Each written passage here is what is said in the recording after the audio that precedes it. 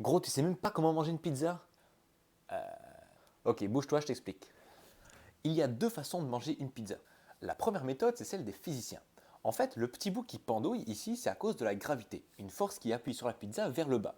Pour contrer cette force, on pourrait mettre une force vers le haut avec nos doigts, ce qui crée une force qu'on appelle la force normale. La somme des forces est maintenant égale à 0 et donc la pizza est en équilibre, donc elle est toute droite. Et maintenant, on peut se l'enfourner dans la tronche. La deuxième méthode, qui est beaucoup plus tricky mais beaucoup plus satisfaisante, c'est la méthode des mathématiciens.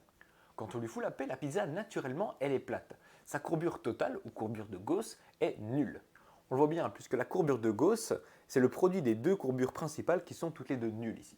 Et cette courbure de Gauss, elle a une propriété assez particulière, c'est un invariant mathématique.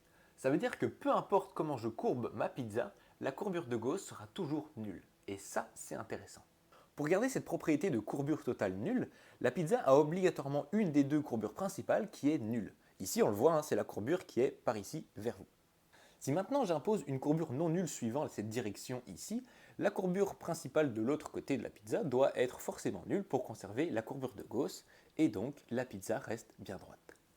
Alors on peut le faire dans l'autre sens aussi et imposer la courbure dans ce sens-ci, mais si tu as un pote italien à la table, il va sûrement avoir envie de te tuer. Et toi alors, comment tu la manges ta pizza? T'es plutôt team physique ou plutôt team mathématique? Ou alors t'es comme lui là?